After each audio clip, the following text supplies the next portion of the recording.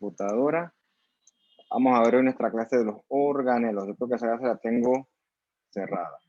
Ah, no, está abierta. ¿Ven? Conveniente. Vamos a transmitirles. Share screen.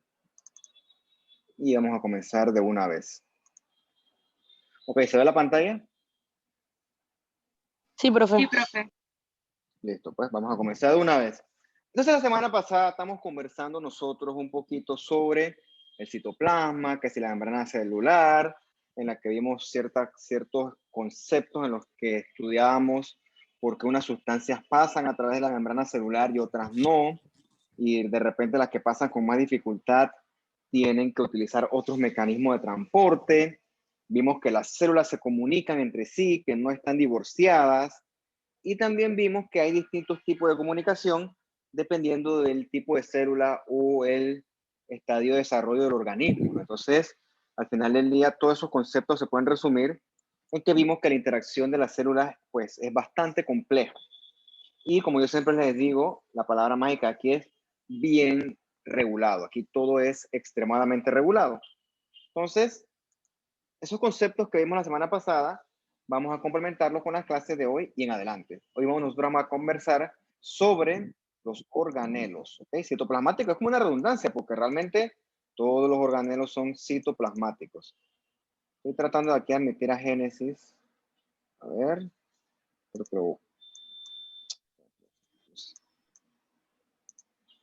Ok. Sí, creo que decir organelos citoplasmáticos es más o menos una redundancia, pero no importa. Si lo dice el libro, yo sí lo tengo que repetir así. Bien. Una cosa importante es que lo que tenemos dentro de la membrana celular, usted lo conoce muy bien, es el citoplasma. Pero ese citoplasma tiene una parte que es líquida, que es más fluida realmente, no es líquida, es fluida. Esa parte se le llama el citosol. Imagínense usted, yo siempre le pongo el ejemplo de la piscina, ¿no? Está bien, es un ejemplo reciclado, ¿no? Fíjate que una piscina es la célula, la estructura de la célula como tal, con la membrana, etcétera, y que ustedes pasan a ser entonces los organelos. Entonces, todo lo que viene de la piscina, o sea, el agua, pasa a ser el citosol. Y ese citosol, aparte de permitir a los organelos desarrollar su movimiento dentro de la célula, porque usted sabe que los organelos no son estáticos, también provee soporte metabólico para que los organelos puedan realizar sus distintas actividades. Una cosa importante es que desde el punto de vista funcional podemos separar a los organelos, más que funcional, estructural, en organelos con membrana y sin membrana. Eso lo vamos a ir repasando uno por uno. Les dije que los organelos no son estáticos, ellos se van moviendo dentro de la célula a través de estructuras que se llaman, no se llaman el citoesqueleto, son proteínas del citoesqueleto que nosotros vamos a conocer la clase del jueves. Yo no sé si el jueves hay clase, bueno, ahorita lo discutimos al final de la clase, ¿ok? Entonces, el citoesqueleto hablamos más la próxima clase. Bien, el citosol, como les dije, es como si fuera el agua de la piscina. No solamente es agua, sino que también tiene muchas enzimas y es el sitio donde ocurren un montón de reacciones que son reacciones químicas o bioquímicas que son vitales para la célula. Por ejemplo, la glucólisis, que usted ya conoce de su clase de bioquímica o de biología, en donde se degrada la glucosa a elementos más importantes que son fundamentales para proveer energía. ¿Ok? Entonces, en el citosol es como un sitio de ensamblaje, desensamblaje, en el cual se ensamblan moléculas sencillitas a moléculas más grandes y las grandes se degradan a moléculas más chiquitas. ¿Okay? Todas esas cosas se realizan en mayor parte en el citosol. Se realizan en otras partes, pues, pero para que vean que el citosol es un sitio dinámico. El citosol no es que está ahí una gelatina y ya, no, el citosol tiene sus funciones metabólicas. Entonces, en el citosol, usted recuerda que cuando discutíamos la semana pasada la difusión simple, la facilitada, que si las bombas, que si los canales iónicos, bueno, todo eso una vez que entra a la célula pasa al citosol. Entonces, en el citosol tú vas a encontrar oxígeno, dióxido de carbono, vas a encontrar las vesículas estas intraitoplasmáticas, vas a encontrar los iones, encuentras muchas cosas, ¿no? Entonces, una cosa importante es que las moléculas grandes, como las proteínas, algunas pueden estar libres en el citosol y otras pueden estar unidas a proteínas. Para ciertas moléculas, las proteínas son como si fueran un vehículo. Y eso no aplica solamente para dentro de la célula, sino que también aplica para el medio extracelular. Eso, yo creo que eso no lo hablamos nosotros en este curso, pero es para que ustedes sepan eso. Eso se habla en bioquímica.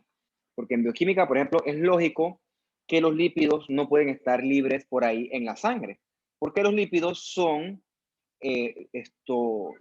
son hidrofóbicos, ¿ok? Entonces, necesitan un vehículo para poder viajar en la sangre. Entonces, esos vehículos, están los kilomicrones, que si los LDL, HDL, etcétera, un montón de cosas que son más de bioquímica. Yo creo que sí, en algún momento lo discutimos. Bueno, no importa, es para que sepan que algunas moléculas no están solitas, sino que están unidas a su vehículo, que por lo general son proteínas, ¿ok? Entonces aquí tienen una celulita estructural, un esquema, y toda la piscina esa en la que ellas nadan, el agua, el fluido, ese es el famoso citosol. Vean ustedes todos los elementos que residen dentro de la célula. Son los famosos organelos que nosotros discutiremos en esta clase. Y el primero que nosotros vamos a conocer se llama el ribosoma, ¿ok? El ribosoma es como un sitio de codificación. Van a ver ustedes por qué.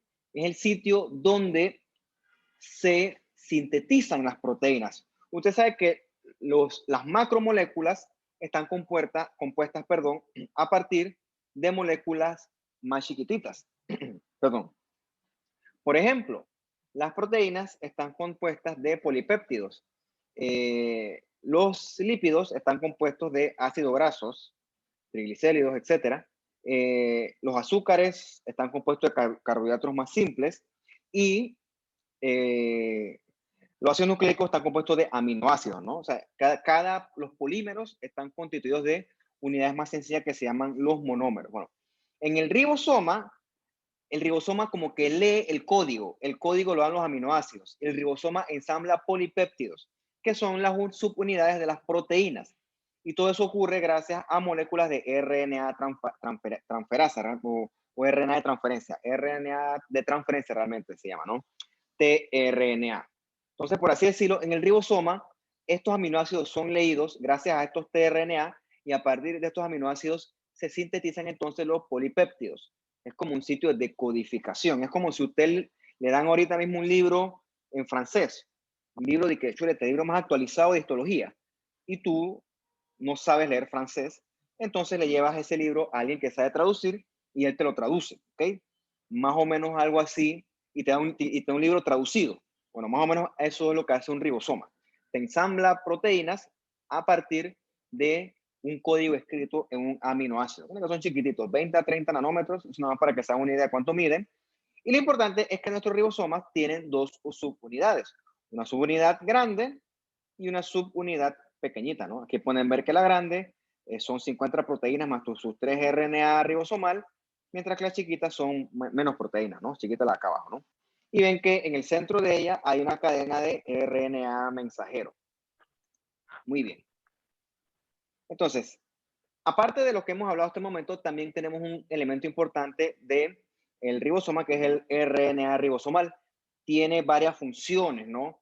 Por ejemplo, también tiene una función de soporte estructural y entonces él posiciona ese RNA de transferencia en su medida específica.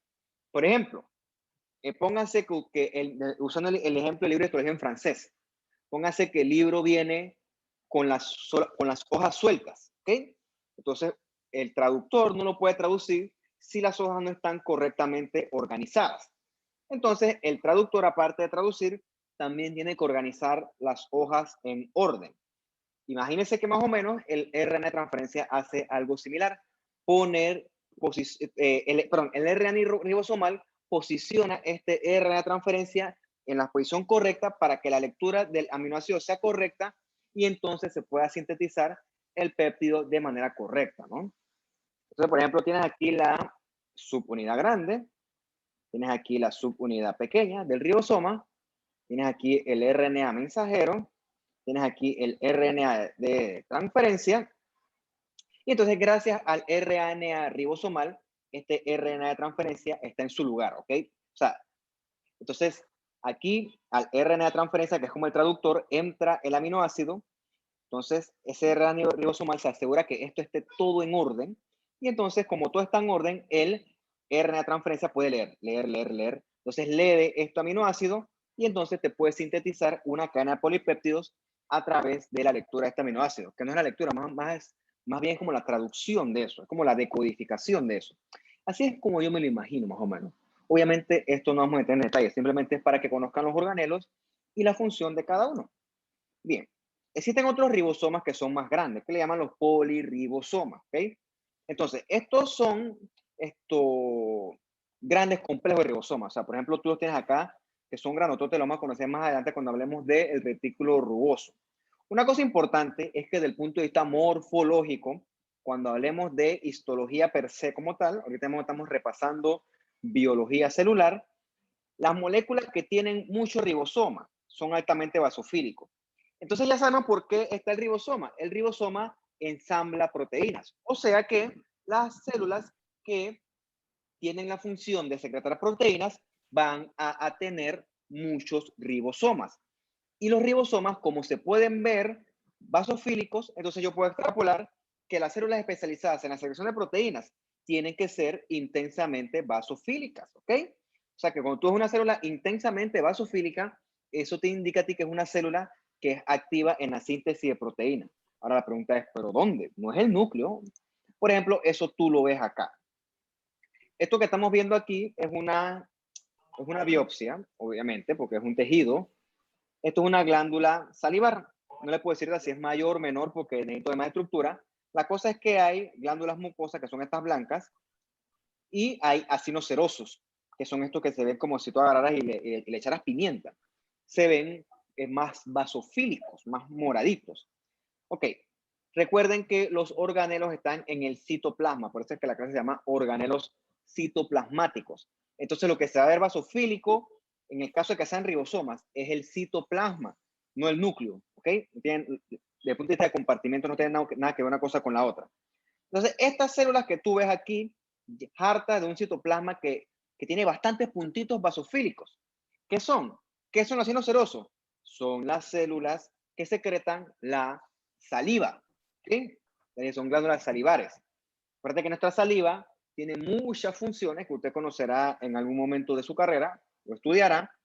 La saliva también tiene muchas enzimas, que esas enzimas comienzan entonces a digerir lo que nosotros estamos comiendo desde que estamos masticando. La que más abunda es la amilasa. Entonces, estos acinos serosos de nuestras glándulas salivares que nosotros conoceremos en alguna clase, ya más metidos en el curso, su citoplasma es intensamente basofílico, porque estos acinos serosos tienen muchos ribosomas, ¿ok? ¿Y por qué tienen muchos ribosomas?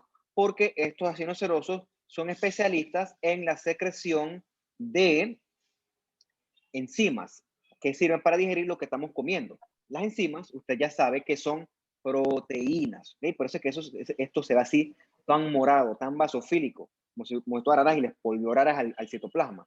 Comparando versus el citoplasma de acá, de este túbulo, que tú ves que es rosado completamente, como lo que yo discutía alguna clase, creo que la primera clase, en donde el carácter tintorial de la célula. Supuestamente el núcleo es morado y el citoplasma debe ser rosado, ¿ok? Pero acá el asunto cambia. Acá el citoplasma es basofílico porque es un citoplasma que es rico esto, en ribosomas. ¿Okay? Bien. Una cosa importante de no tanto el ribosoma, sino de las proteínas en general, que las proteínas necesitan tener una estructura adecuada para poder funcionar bien. Una proteína que es estructuralmente incorrecta es potencialmente peligrosa para el cuerpo y el cuerpo las elimina. Eso lo vamos a ver más adelante cuando hablemos del proteosoma. Bien, entonces, el ribosoma tiene que sintetizar proteínas que estén adecuadamente plegadas, ¿ok? O sea, proteínas que estén buenas, proteínas que sean útiles. Y ese plegamiento adecuado se lo provee otra proteína que se llama la chaperona. Probablemente usted la conoció en la clase de biología celular. Bueno, si no, se las presento. Entonces, la chaperona es la que se asegura de que la proteína esté adecuadamente plegada. Ejemplo de eso, yo tengo una pluma por aquí. Aquí hay toda una pluma, ¿no? Vamos a suponer, esto es una pluma o un bolígrafo, como le quiera decir. ¿Okay? Si el bolígrafo, la punta está aquí abajo, ¿no? Entonces, supongamos que yo quisiera usar este bolígrafo al revés. No sirve. Pues nuevecito, de paquete. Si lo uso así, no va a servir. ¿Ok? Entonces tiene que estar adecuadamente plegado. Y esa característica se la da aquí la chaperona. Esta pluma puede ser mi pluma favorita tengo un carácter, un sentimiento por ella, algo emocional. Pero si no escribe, eso no sirve y por mí yo la voto. ¿Ok? Entonces las chaperonas son las que se encargan de que las proteínas estructuralmente estén adecuadamente plegadas. Porque ¿qué ocurre? Hay unas proteínas que lamentablemente sí están defectuosas, están mal plegadas. Estas proteínas viene la ubiquitina, que es otra proteína más, y le pone como una etiqueta. ¿Ok? Le pone como una etiqueta de ¡pah! Rechazado. Y entonces esa proteína mal plegada va a ser destruida en un organelo que conoceremos más adelante que se llama el proteosoma. ¿Ok? Entonces, mira, tienes proteína. Recuerda que las proteínas se pueden dañar por muchas razones. Puede haber daño oxidativo, puede haber daño por toxinas, muchas cosas, ¿no? La cosa es que las proteínas adecuadamente plegadas es función de la chaperona. Ella es como una, se encarga de que todo esté en orden. Sin embargo, estas proteínas que están dañadas o mal plegadas son marcadas por la ubiquitina y van a ser destruidas. ¿Por qué? Porque una proteína mal plegada es potencialmente peligrosa. Bien. Habíamos discutido un poquito de las ribosomas, de los ribosomas, les ribosomes. Vamos a hablar un poquito entonces de el retículo endoplasmático o endoplásmico. Ambas palabras aplican bastante bien. Muy bien. Entonces, dependiendo de qué célula nosotros estemos estudiando, podemos encontrar mayor o menor cantidad de retículo endoplasmático. Vamos a comenzar hablando entonces ahorita mismo del liso. Tienes el núcleo aquí, ¿no? Entonces, esto es para que veas la relación estrecha que existe entre el núcleo y su respectivo retículo endoplasmático, ¿ok? Vean que el retículo endoplasmático está estrechamente o espacialmente está cerquita del retículo, del núcleo, ¿ok? Tienen esa relación siempre. Y que este retículo endoplasmático es como si tú agarras un acordeón y lo pliegas. Y entonces dentro de él se forma como un laberinto, ¿no? Esas son las cisternas del retículo endoplasmático que todos están comunicadas entre sí. Entonces, como te dije, ¿no? Es como si tú agarras un acordeón y cuando tú lo abres es muy extendido, pero pero no cabe, pues no lo puedes guardar.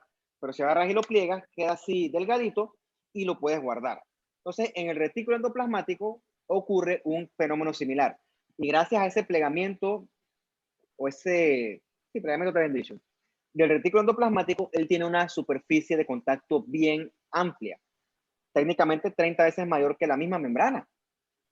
En el retículo endoplasmático se dan funciones importantes, ¿no? Se complementa la síntesis de proteínas gracias al ribosoma, eso lo vamos a complementar más adelante, y también se sintetizan grasas o lípidos. Entonces, con respecto a la síntesis de macromoléculas, el retículo endoplasmático liso, sobre todo sintetiza lípidos y también tiene que ver con el metabolismo de carbohidratos, y el rugoso, que se llama rugoso porque tiene muchos ribosomas adheridos a su membranita, es el que secreta proteínas, ¿ok? Realmente no secreta, sintetiza proteínas. La secreción la hace otro organelo que vamos a conocer más adelante. Proteínas que tienen 1.400.000 funciones dentro de la célula.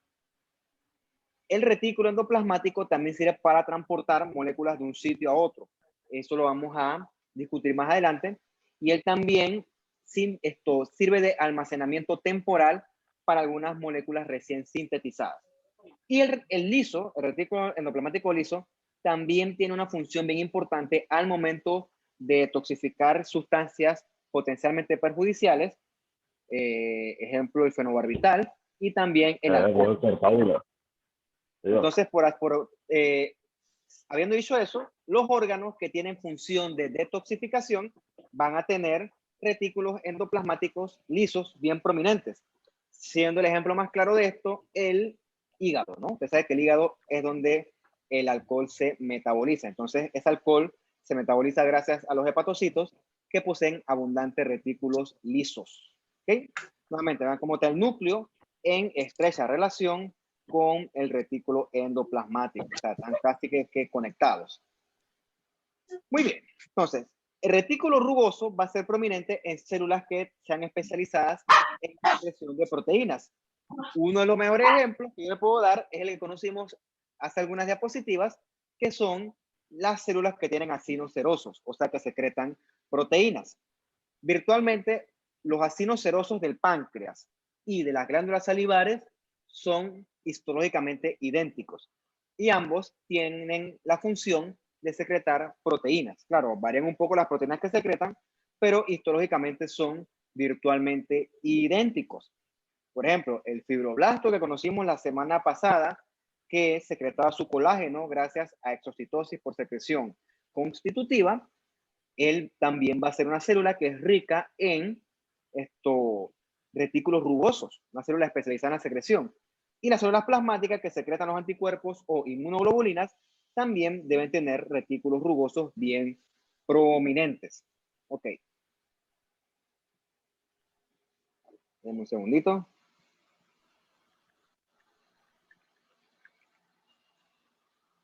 Perfecto. Entonces, hablando un poquito del retículo rugoso, como les dije, ¿no? Es como si tú agarraras un acordeón y lo plegaras alrededor del núcleo. Son un montón de pilas o le llaman también cisternas interconectadas entre sí. Rugoso, porque cuando lo tocas es como si tuviera como, cuando tocaras, qué sé yo, una guanábana. Una guanábana. Verrugas. Que es así como con mucha protuberancia, ¿no? Creo que es la guanábana. Entonces, este retículo rugoso, ¿por qué es así? Porque tiene todos los ribosomas que discutimos, realmente son poliribosomas, están adheridos a su superficie. Y como este retículo rugoso está lleno de poliribosomas, su carácter tintorial va a ser basofílico. ¿Okay? Entonces ya discutimos que como él es un sitio especializado en la síntesis de proteínas, su función va a estar destinada a varios compartimientos de la célula, sobre todo a la membrana plasmática, donde usted sabe que hay muchas proteínas, obviamente a los organelos como tal, y también va a ser prominente en los órganos que secreten proteínas, obviamente por exocitosis, porque usted sabe que una proteína es demasiado grande para ser secretada por otro método de transporte. ¿Okay? Entonces, una vez que el rugoso o retículo rugoso sintetiza sus proteínas, estas van a ser almacenadas dependiendo del tipo de célula. Por ejemplo, en los fagocitos, que son especialistas en comer cosas, en este caso bacterias, por decirles algo, ellos van a almacenar muchas proteínas que son para destruir bacterias, en este caso enzimas hidrolíticas. Eso lo vamos a conocer más adelante cuando hablemos del lisosoma, que necesita esas proteínas para destruir las bacterias. Por ejemplo, también se pueden almacenar estas proteínas como vesículas que conocimos en la clase de la exocitosis. Y también usted sabe que en la membrana plasmática va a haber muchas proteínas, ya sea integrales o periféricas, sobre todo hacia el lado exterior. ¿Okay? Muy bien. Entonces, para darle sentido a todo esto que yo estoy hablando y que yo asumo que ustedes están escuchando, tenemos en el libro lo que nos provee que son las aplicaciones médicas. ¿Ok? En este caso, la aplicación médica del retículo rugoso. Hay una enfermedad que es famosa en Panamá, se llama, ¿la han escuchado? Se llama la osteogénesis imperfecta. ¿La han escuchado? Sí, sí, profe. Y tiene otro nombre más coloquial, ¿se lo saben?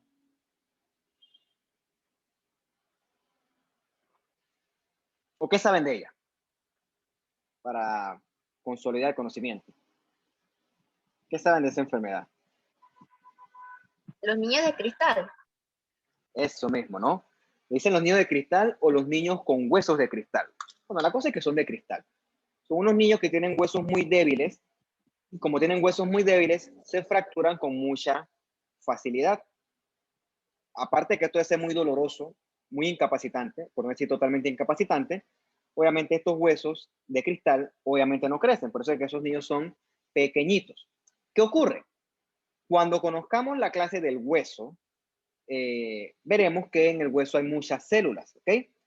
En el hueso, aunque no parezca, la mayor parte de la matriz ósea es colágeno. Entonces, en esta osteogénesis imperfecta, perdón, se sintetiza colágeno que es defectuoso, ¿ok? Entonces, ese colágeno defectuoso, entre otras muchas cosas que va a afectar, también va a afectar el hueso. Entonces, va a tener un niño con huesos débiles. Es como si usted quiere levantar un muro y usted hace la mezcla de cemento mal. Hace una mezcla de cemento que es pura agua o no sé, yo no sé hacer mezcla de cemento, pero imagínense que la hace mal. Va a tener una pared que es estructuralmente deficiente. Entonces, este colágeno defectuoso que se dio porque el retículo rugoso es ineficiente, no se ensambla correctamente. O sea, es un colágeno mal plegado, defectuoso, y entonces el tejido óseo va a ser débil. ¿Okay? para que ustedes vean la importancia de los organelos. O sea, te ponen a pensar, casi todas las enfermedades modernas que nosotros conocemos, ustedes estudian es las manifestaciones clínicas. Pero estas enfermedades todas tienen una base molecular que hoy en día, con la mayor tecnología que hay, esas cosas se han ido descubriendo poco a poco. Entonces, tú puedes enumerar la enfermedad que tú quieras y todas van a tener algún componente molecular. Por ejemplo, ¿por qué tienes dos hombres? Uno de 50 años, luego de 50 años, perdón, uno es hipertenso y el otro no. Ambos comen lo mismo, ambos tienen el mismo nivel de sedentarismo, ¿por qué uno es hipertenso, el otro no? Bueno, esas son las preguntas que usted tiene que hacerse, ¿no? Para todas estas cosas existe una explicación molecular de fondo. Eso es lo que está en boga ahorita. La patogénesis de las cosas desde el punto de vista molecular. ¿Okay? Esto podemos hablar mucho, mucho, mucho, pero la verdad es que se me acaba el tiempo y no terminamos la clase. ¿Okay? Pero es para que usted vea hacia dónde nos estamos adentrando nosotros a medida que avanzamos con el curso. Bien, ahora vamos a pasar a hablar del retículo liso. A diferencia del anterior, este no tiene polirribosomas, por eso es que se llama liso, ¿no? Entonces, en cantidad es menos abundante. Aquí lo comparas el rugoso, que sería el rojo vino, versus el liso. Peso por peso, el rugoso es más abundante. Y como este no tiene polirribosomas, definitivamente no va a ser basofílico, ¿ok? Nuevamente, ¿no? Este retículo rugoso tiene muchos canales que se llaman las cisternas que están conectados, ¿ok? Y entonces, a diferencia del rugoso, el liso tiene sus propias funciones, ¿no? Sobre todo él sintetiza fosfolípidos y también los esteroides. Los esteroides no son lo que usted ve que los tipos de estos musculosos gimnasios se inyectan. Esos son los esteroides anabólicos.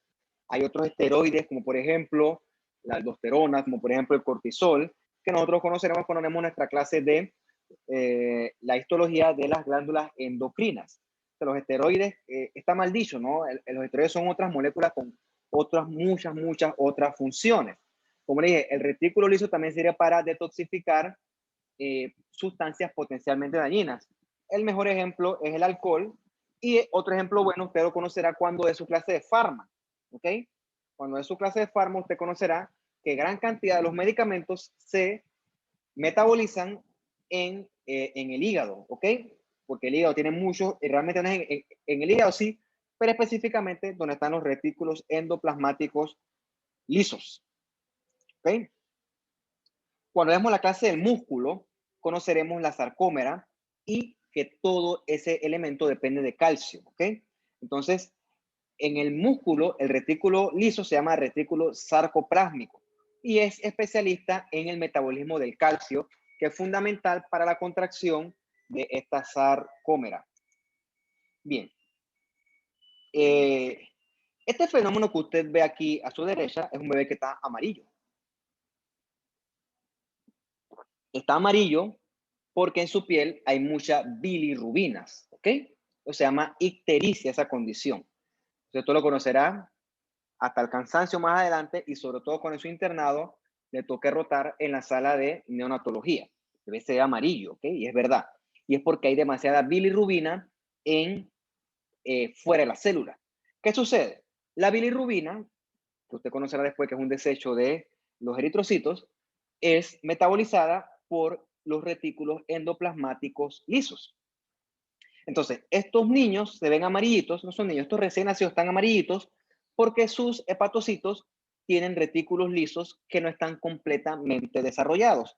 Por lo tanto, a estos retículos que son inmaduros les cuesta metabolizar este exceso de bilirrubina. Y entonces la bilirrubina se acumula.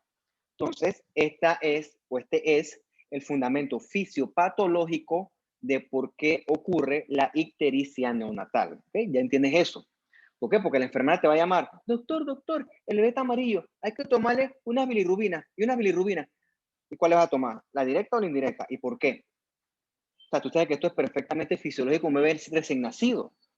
Pero obviamente no hay poder humano que pueda explicarle eso a una enfermera. No tienen esa capacidad de entender que hay cosas que son perfectamente fisiológicas en este punto del desarrollo. Entonces te van a llamar y te van a fregar por tonterías que en verdad ni son.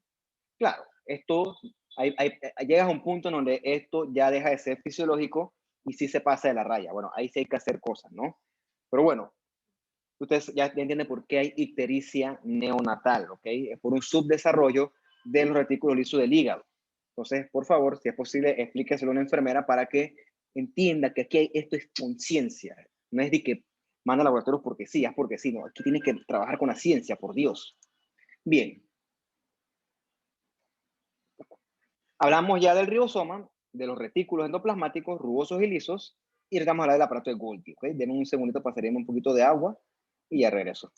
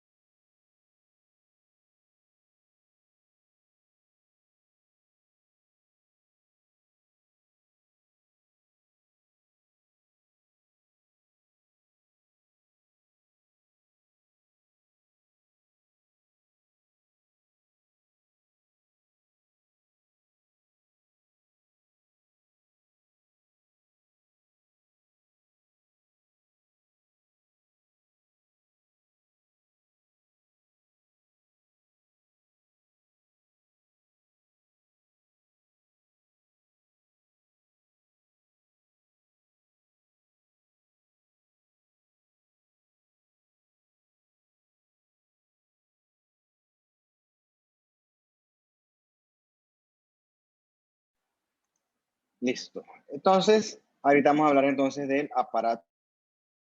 Ups. Ok. En el aparato de Golgi ocurre un fenómeno que tiene que ver con las proteínas.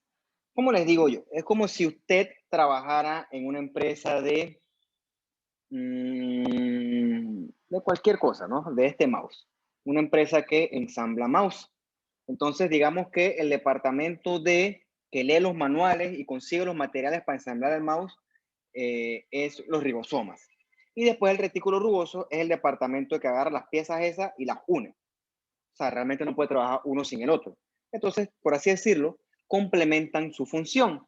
Pero ¿qué ocurre? Cuando yo compré este mouse, yo no lo compré así. Yo, y no fui a la fábrica a comprarlo tampoco. El mouse lo llevaron al almacén donde lo compré, que no voy a decir cuál es porque no va a hacer publicidad gratis aquí.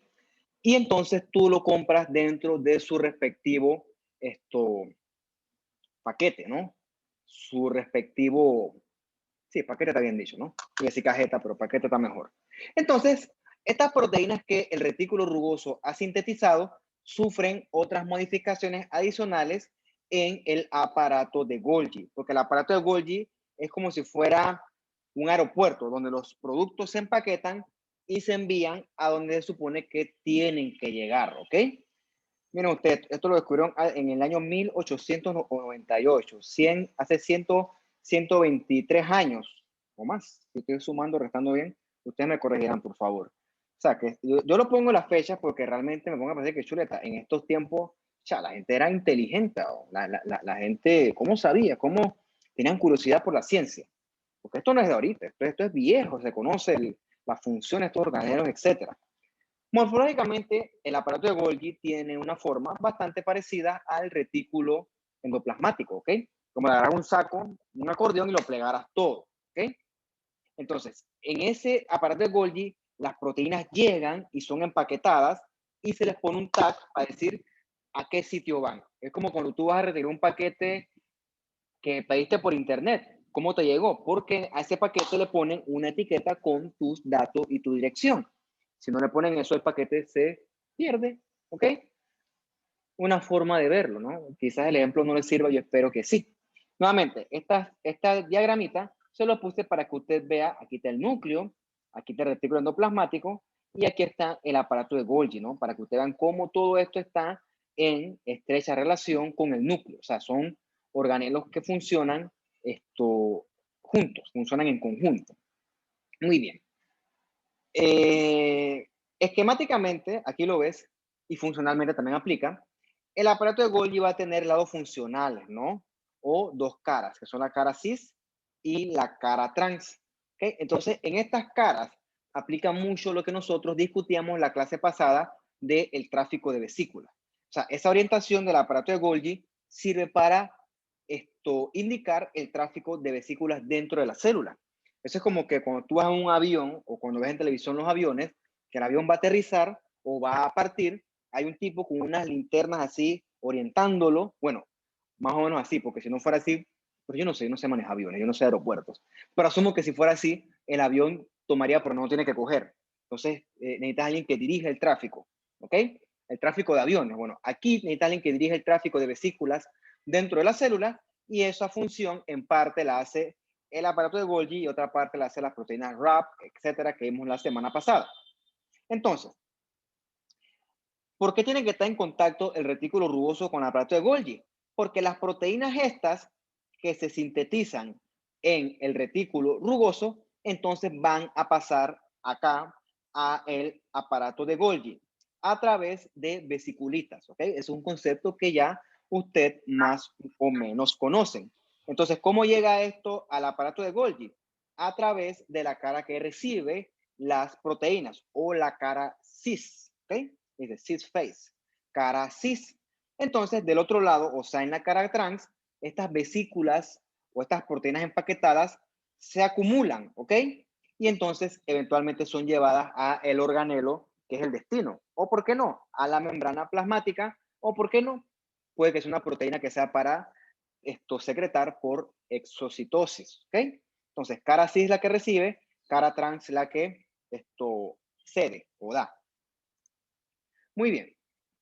Entonces, cuando hablamos de el aparato de Golgi, recordamos conceptos de la clase pasada que eran las proteínas ensambladoras, donde, no ensambladoras, proteínas que asisten o ayudan al ensamblaje, ¿ok? Entonces, aquí recordamos las proteínas coat, en donde una de esas proteínas coat no es una palabra en español, será coat protein, pero bueno, yo le digo proteínas coat porque no encuentro la traducción literal, así es como será en el libro. Una de estas es las clatrinas. Recuerden que la clatrina la conocimos la semana pasada cuando estudiamos que ella participa en la formación de la vesícula esta de endocitosis, ¿no? Entonces, tienes aquí otras proteínas como la COP2, que es la que favorece el movimiento hacia adelante, ¿no? de la cara cis, o la COP1, que hace lo contrario, el movimiento retrógrado. Y esta RAP, que ya conocen, no sé si es RAB o RAP, voy a decirle RAP, que es la que favorece el tráfico de membranas y también ayuda a la función de estas membranas con la respectiva membrana plasmática para que el producto se secrete por exocitosis. Y ya tú recuerdas que entonces nada de esto se pierde. La membrana vuelve y se fusiona con la membrana plasmática y esto se recicla. Entonces esto es como si fuera un aeropuerto, ¿no? Siempre se están secretando cosas hacia afuera, bien dirigidas, y se están recibiendo siempre cosas. La célula, vuelvo y repito, altamente dinámica. O sea, nunca crean que la célula es una entidad estática, altamente dinámica. Porque, repito, una célula estática es una célula que no sirve, y una célula que no sirve tiene que morir. Eso es como usted no puede vivir todo el día acostado en su cama. Tiene que pararse, tiene que desayunar, tiene que hacer oficio en su casa, tiene que bañarse, tiene que hacer sus necesidades fisiológicas, tiene que salir, tiene que tomar agua, tiene que respirar, porque si no se muere. ¿Ok? Entonces, más o menos la célula es así. Imagínense que la célula es como una versión chiquitita de ustedes. Todas tienen una función, un trabajo, y lo realizan, palabras más, palabras menos, gracias a los conceptos que nosotros estamos repasando en estas clases de biología celular. Profesor, Entonces, una vamos a hablar un consulta. poco. Dime, te escucho. Las proteínas que secretan el aparato de Golgi, ¿a dónde van? Ok, estas proteínas, recuerda el tema de los, aquí está, pues realmente está en la parte de los rugosos. Es que el clip está como muy sensible. Creo que es acá. Me pasé. ¿Dónde es que estaba? Yo sé que está en un párrafo. Acá. Estas proteínas que se sintetizan en el rugoso, que después son enviadas por el Golgi, tienen varios destinos, ¿no? Por ejemplo, un destino puede ser enzimas que van a los lisosomas o a los gránulos específicos de ciertos leucocitos. Los gránulos específicos los conocemos cuando hablamos de la clase de la sangre.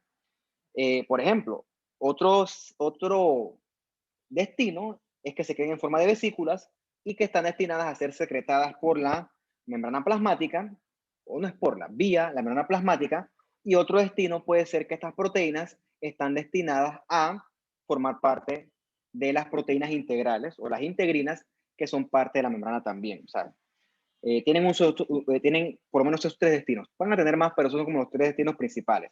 Ser enzimas en los lisosomas, ser vesículas para ser secretadas, por ejemplo, si fuera un ácido seroso, va a tener vesículas llenas de amilasa que tienes que secretar por exocitosis, y también necesitas que formen parte de las proteínas de la membrana plasmática. Esos son los destinos de estas proteínas que se sintetizan en el retículo rugoso, pero que se empaquetan y se envían a través del Golgi. Muy bien. Otra parte que realmente no es un organelo per se, ¿ok? Pero el libro lo incluye y me parece que es adecuado, son los gránulos secretores. Estos son granulotes que son bien densos, que permanecen en el citosol hasta que son llamados a ser secretados por la célula. Obviamente, como son gigantescos, desde el punto de vista del tamaño de la célula, necesitan ser liberados por exocitosis, ¿no?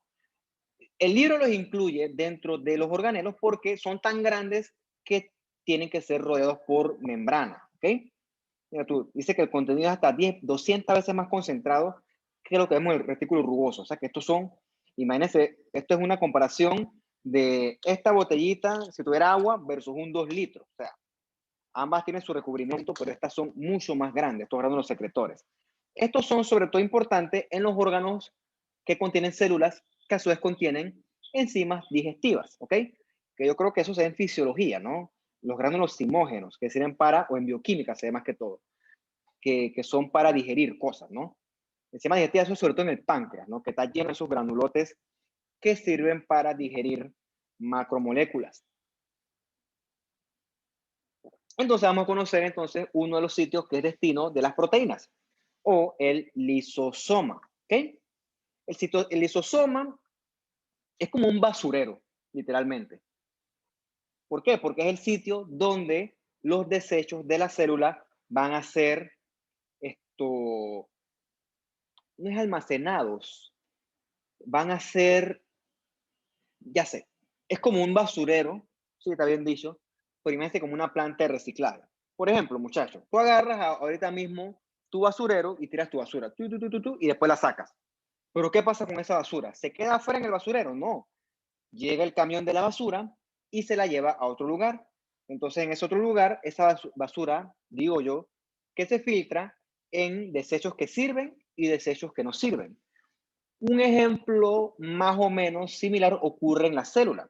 La célula no bota todo. Bueno, hay cosas que sí son irremediablemente inútiles o que ya no sirven, que sí se eliminan, pero hay cosas que se pueden, por así decirlo, reciclar. Bueno, esta función la realiza el lisosoma, porque el lisosoma destruye cosas grandes y saca entonces cosas más chiquitas que él ve si sirven o no para la célula. ¿Y cómo realiza esta destrucción de cosas? Gracias a un montón de enzimas hidrolíticas que obtiene gracias al retículo rugoso y al transporte que le ofrece el aparato de Golgi. Aparte de destruir basura, también destruyen sustancias o elementos potencialmente perjudiciales, siendo los más reconocidos los microorganismos. Entonces, los lisosomas van a ser prominentes en las células que son encargadas de hacer fagocitosis. Usted ya las conoce. Los ejemplos más conocidos son el fagocito por excelencia, que es el neutrófilo, y su primo hermano, que es el macrófago. Entonces, esas enzimas hidrolíticas van a tener actividades para todas las moléculas o para gran parte de las moléculas. Van a tener muchas enzimas hidrolíticas, proteasas que degradan proteínas, nucleasas que degradan ácidos nucleicos, fosfatasas, fosfolipasas y así te vas. Son como centros de destrucción en donde lo que yo destruyo puede que sea utilizado para reensamblarlo en otras cosas. O puede que simplemente esa basura ya se elimina. Eso también puede pasar. Esquemáticamente son estas bolitas verdes aquí en la célula. Desde el punto de vista estructural o ultraestructural, por lo general son organelos redonditos, no esféricos. Mira que son chiquititos en comparación con el ribosoma, que ya es chiquito, que era 20 a 30, perdón, corrijo, porque eran 20 a 30 nanómetros. Realmente esto es micra. Una micra es más grande que un nanómetro. Corrijo, ahí me equivoqué yo. Bueno, eso no importa. Lo que importa es que usted sepa la función. Decir el tamaño de cada organelo es como que tedioso, ¿no? Definitivamente el núcleo sí es más grande, pero whatever. Entonces, usted ya sabe que los fagocitos por excelencia son los neutrófilos y los macrófagos. Por lo tanto, es esperado que estas células tengan mayor densidad y lisosomas más grandes. Una cosa importante es que un lisosoma es como un revólver cargado, ¿ok? Yo estoy aquí una pistola, vamos a poner que este modo fuera una pistola, y si yo sin querer queriendo se me va el dedo, ¡puf!, se dispara. Y le puedo dar a alguien, sin querer queriendo. En el lisosoma ocurre algo similar. Esas enzimas hidrolíticas son útiles, pero si no se controlan adecuadamente, pueden degradar los propios elementos de la célula. Por eso es que los revólveres tienen un seguro, las pistolas tienen un seguro, ¿ok? Bueno, el seguro del lisosoma es la membrana que lo rodea. Si no fuera por esa membrana, las enzimas que tiene él comienzan a degradar los propios elementos de la célula, ¿ok? Otra forma de garantizar que el lisosoma no se coma a la propia célula es porque los lisosomas tienen que funcionar a un pH ácido de 5. El pH normal es de 7.35 a 7.45. Cualquier cosa que esté debajo de eso es ácido y cualquier cosa que esté por encima de eso es alcalino o básico. Entonces, un pH ácido de 5 no es lo normal de la célula. La célula trabaja en un pH en equilibrio. Entonces, si el pH no está en equilibrio, perdón, si el pH está en equilibrio, el lisosoma, sus enzimas no se activan. Esa es otra manera de garantizar que la enzima hidrolítica del lisosoma no destruye la propia célula. Entonces, esto se logra gracias a que el citosol tiene un pH en equilibrio, ¿no? El libro pone 7.2, probablemente será 7.35, 7.45, que es como el rango del pH en equilibrio. Siempre y cuando este pH esté así, el lisosoma no puede degradar las propias moléculas o los propios organelos de la propia célula, ¿no? Entonces, estos son elementos que sirven para que el lisosoma no autodestruya a la célula. Sigamos.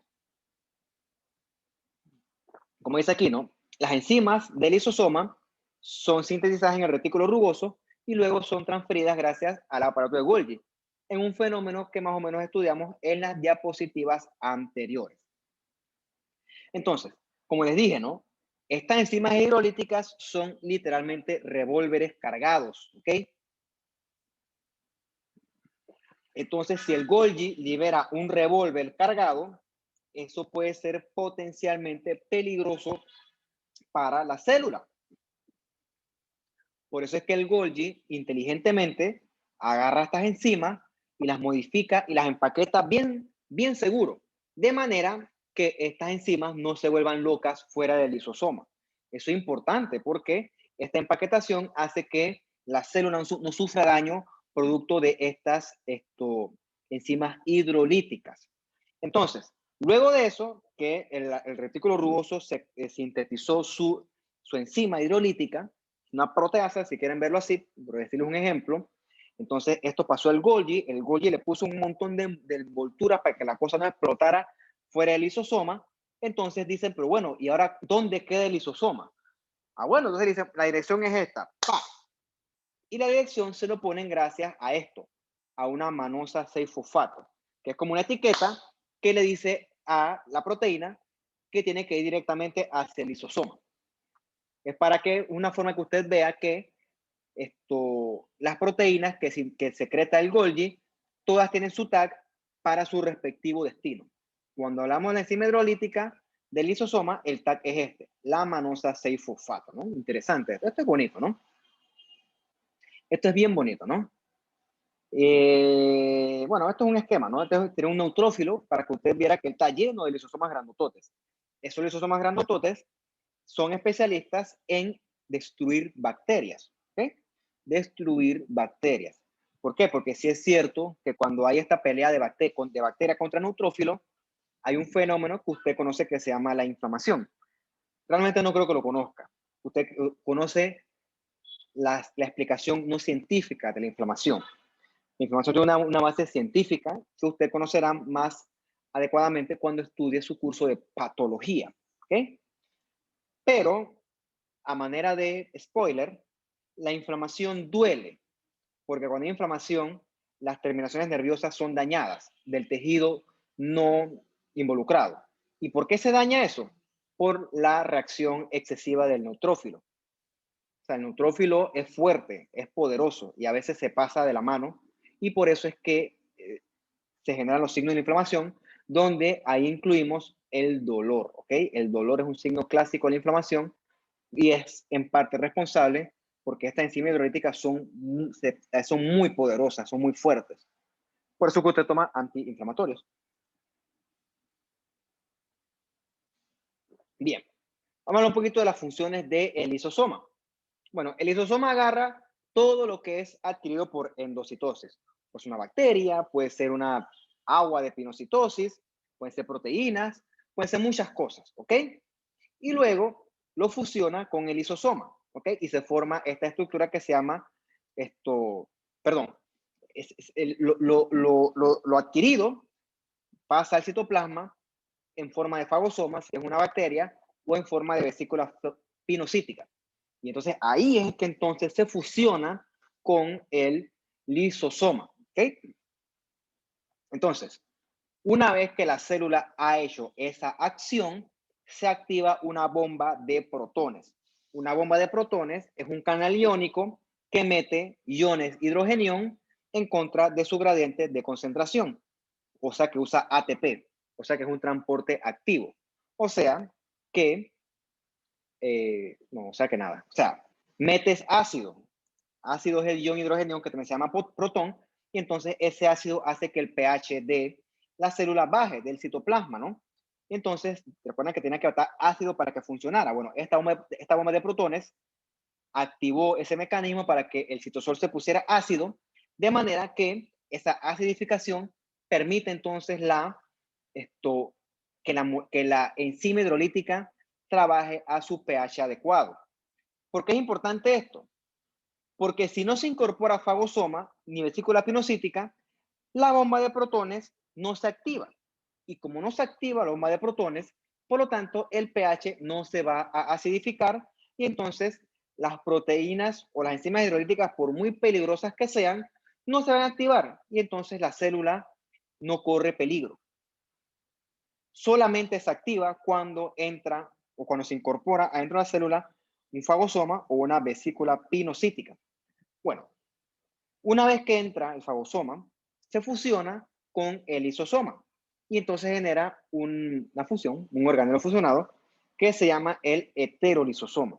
Entonces, dentro de ese heterolisosoma sí hay activación activa de enzimas hidrolíticas y es donde literalmente el lisosoma se está comiendo. El lisosoma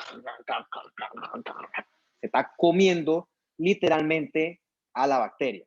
Otra cosa, eso ocurre dentro de la membrana, ¿ok? Si ocurriera en el citosol, eso fuera peligroso. Tiene que ocurrir dentro del ring, por así decirlo, dentro del lisosoma.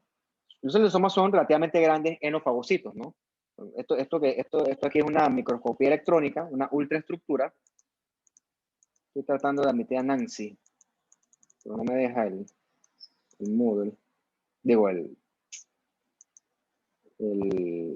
Zoom. Que son grandototes, ¿no? Desde el punto de vista ultraestructural. Déjame ver si alguien me ha escrito al chat. Espero que no. Correcto. Good. Sigamos. Como les dije, ¿no? El lisosoma es como una empresa de reciclaje también. Entonces, cuando usted adquiere cosas importantes como una vesícula pinocítica que tiene parte de nutrientes, entonces el lisosoma agarra esa vesícula pinocítica y la degrada. Y entonces, parte de las cosas que degrada son cosas que son importantes para el citosol. Proteínas, carbohidratos, pueden ser lípidos también. Y entonces eso es una forma que la célula obtiene material necesario para mantener su propio metabolismo interno. Como les dije, hay cosas que se reciclan y cosas que no se pueden reciclar. Las cosas que no se pueden reciclar pasan a una estructura que se llama el cuerpo residual. ¿Okay? El cuerpo residual es sobre todo prominente en células que viven mucho. Las células que viven mucho, adecuadamente, son las células que no se dividen. El ejemplo clásico de esto son las células las células de la neurona, eso está mal dicho. Son las neuronas y sobre todo el músculo cardíaco o las fibras musculares cardíacas. Estas células están, cuando son más viejas, van acumulando en su citoplasma cuerpos residuales que, desde el punto de vista morfológico, nosotros conocemos como gránulos de lipofuscina, ¿no? Ahorita vamos a hablar de eso un poquito. Entonces, usted lo tiene acá, déjeme que alguien se conectó acá. Joining. Entonces, tienes aquí la célula incorpora, un neutrófilo, ¿no? Incorporó la bacteria se convierte en el fagosoma. El fagosoma entonces se fusiona con el lisosoma y se puede entonces generar un fagolisosoma y entonces esto es destruido, ¿no? Entonces, parte de esta bacteria va a pasar cosas que no se pueden digerir. Esas que no son digeribles son entonces conocidas como el cuerpo residual y otras que se pueden digerir o se pueden reutilizar y se quedan dentro de la célula. Y ya, la vía sigue hasta aquí. Esto acá es otra cosa, ¿no? Entonces, por ejemplo, esto que usted está viendo aquí es un cerebro, ¿ok? Esto es tejido neural. Después, cuando hablemos la clase de tejido nervioso, veremos que en el cerebro hay dos elementos. Hay neuronas, que son estas grandototas. Compara esta célula contra este linfocito de aquí. Es una célula realmente enorme. ¿Ok? Y el fondo que se llama el neuropilo. ¿Okay? Eso es histología de cerebro nervioso, ¿no? Eso lo vamos a conocer más adelante. ¿Ven estos puntitos chocolatitos en el citoplasma? Bueno, esos son cuerpos residuales o gránulos de lipofusina. Se forman o se acumulan, mejor dicho, porque en el metabolismo del lisosoma hay cosas que simplemente, valga la redundancia, no se pueden metabolizar. Y como no se pueden metabolizar, se acumulan en el citoplasma de estas células y ya, se quedan ahí. No hacen daño, no pasa nada con eso, pero es una forma de indicar que esta célula tiene muchos años, una célula longeva, porque tiene mucho tiempo haciendo o realizando actividades metabólicas. Habiendo dicho eso, por eso es que los derrames, los coloquialmente llamados derrames, son tan dramáticos, ¿ok? Porque las neuronas no se dividen. Entonces, cuando hay un derrame, la neurona que murió en el derrame, la palabra correcta es SB, enfermedad cerebrovascular, o ACV, accidente cerebrovascular, y las manifestaciones que usted conocerá más adelante, todo se llama stroke, una sola palabra que involucra todo este espectro. Todo eso ocurre porque las neuronas que murieron en ese evento del stroke ya no se pueden recuperar. Murieron, ¿ok? Las neuronas una vez mueren ya no se pueden reemplazar porque las neuronas no se dividen. Eso es una característica histológica, no, biológica fundamental de ellas. Entonces, por eso es que el paciente cuando un derrame es una cosa que es tan fuerte, porque el daño es para siempre. Digo, por suerte, ahorita mismo con la rehabilitación, la medicina física, fisioterapia, gran parte de las cosas se pueden recuperar, pero lo cierto es que desde el punto de vista biológico e histológico, una neurona muerta ya no puede ser reemplazada, porque las neuronas no se dividen. Un ejemplo similar, pero menos dramático, ocurre con los infartos, ¿no? En este caso, los infartos del corazón, porque usted tiene que saber que no solamente el infarto ocurre en el corazón. Virtualmente cualquier órgano se puede infartar. Un infarto no es más que el cese al aporte sanguíneo. Entonces puede haber infartos al cerebro, que son los strokes, puede haber infartos al corazón, obviamente, puede haber infartos al intestino, que son la isquemia mesentérica, puede haber infartos a los riñones, todos los órganos pueden infartarse. Pero es que coloquialmente la palabra infarto se utiliza para hablar del corazón y eso no es que es incorrecto, pero aplica también para el resto de los órganos. Al igual que con la neurona, la fibra muscular cardíaca tampoco se puede dividir. Por lo tanto, el tejido que murió por isquemia, busqué esa palabra, no se puede reemplazar. Por eso es que el infarto también preocupa mucho, porque tú sabes que el daño que se hizo ahí es para siempre. Entonces lo que preocupa con estas cosas no es el daño per se, es cuánto tejido está comprometido. Porque si es poquito tejido, cool, no pasa nada. Pero si es mucho tejido, la cosa sí agarra entonces otros matices. ¿Ok? Claro, esta clase no es sobre eso, porque esta es una clase de histología, que vemos cosas normales. Estas cosas anormales se estudian en cursos ya un poco más avanzados. Pero yo les hago siempre su aplicación médica de las cosas que yo conozco, ¿ok? Muy bien.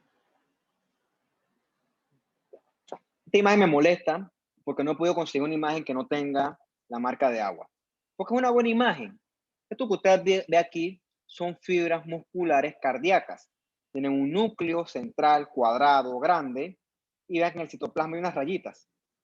Eso se llaman las estriaciones, porque la fibra muscular cardíaca es músculo estriado también.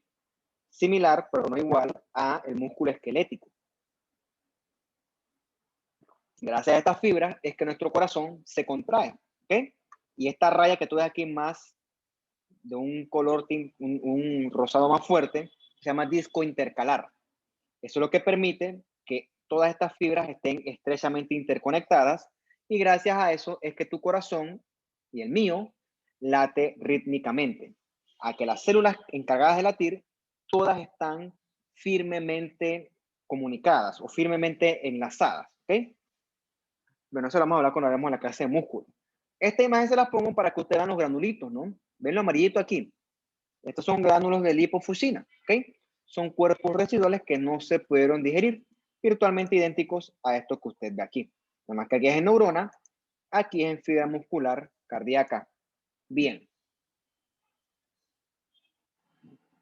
El lisosoma realiza otro proceso que es vital para la célula, que se llama la autofagia. Recuerden que hasta el momento hemos hablado que el lisosoma degrada cosas que vienen de afuera, pero como usted ya habrá extrapolado por la palabra autofagia, es de auto, de mí mismo, comer, ¿no? Comerme a mí mismo. Es una función que realiza el lisosoma. Esta función la hace para degradar excesos de organelos o también para degradar moléculas que se acumulan y que no funcionan.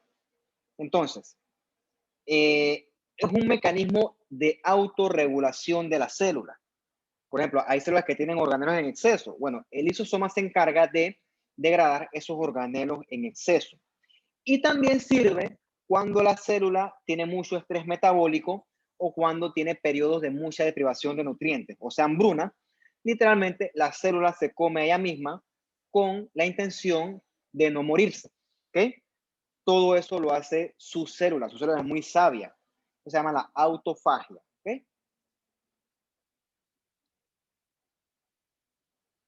Bien, existen para la aplicación médica del lisosoma enfermedades que por suerte son raras, en la cual hay defectos o anomalías al momento de almacenar. Se llaman enfermedades del almacenamiento lisosomal. ¿Qué ocurre aquí? El lisosoma no es capaz de hacer autofagia y entonces las cosas dentro de la célula se van acumulando. Se acumulan muchas cosas y eventualmente se acumula tanta cosa que eso interfiere con el metabolismo de la célula. Estas son enfermedades genéticas que sobre todo se ven en pediatría. Son rarísimas, ¿no? Pero ocurren porque hay enzimas que son defectuosas que interfieren con este almacenamiento, ¿ok? Tay-Sachs, Gaucher, usted lo conocerá cuando dé su clase de pediatría. Muy bien. El otro órgano que vamos a discutir nosotros se llama el proteosoma. El proteosoma es como el lisosoma, pero de las proteínas, ¿ok? Es el sitio donde se degradan las proteínas. El proteosoma no tiene membrana.